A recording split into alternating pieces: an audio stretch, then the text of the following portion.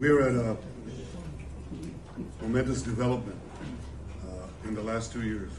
We fought during these 2 years to achieve our war aims, and a central one of these war aims is to return the hostages, all of the hostages, the living and the dead. And we're about to achieve that goal.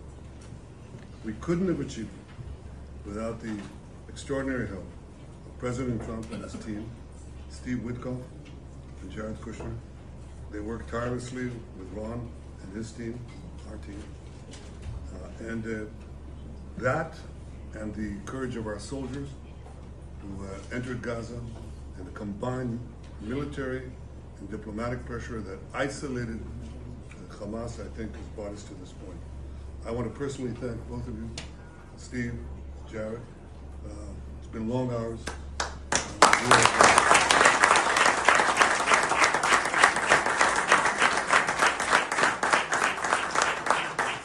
You worked around the clock, but not only worked, I think you put in your brains and your hearts.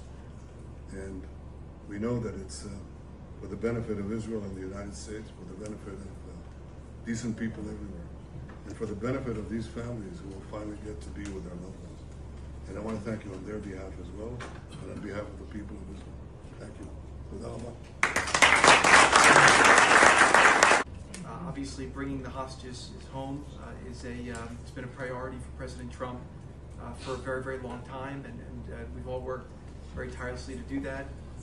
But I really want to say that this all would not have been possible without the bravery of the IDF and the soldiers, what they've accomplished not just in Gaza, but also what they've done in the theater over the last couple of years to eliminate Hezbollah in the north and really degrade them. What you were able to do in Iran, it really helped set a big tone.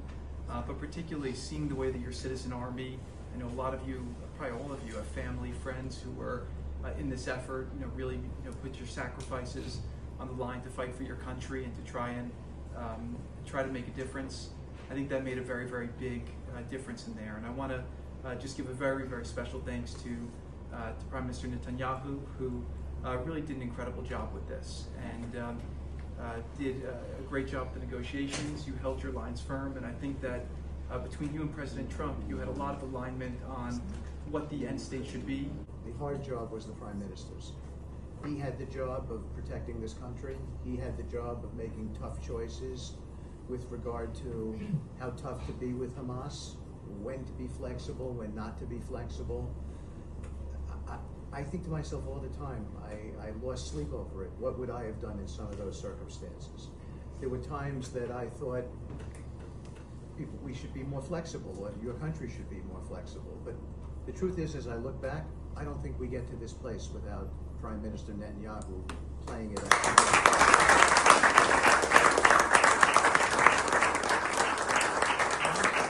And I'm not just saying that. They're not just words. The President believes that. My President believes it. He believes that Prime Minister Netanyahu made some very, very difficult calls, and lesser people would not have made those calls. And here we are today because Hamas had to, they had to do this deal.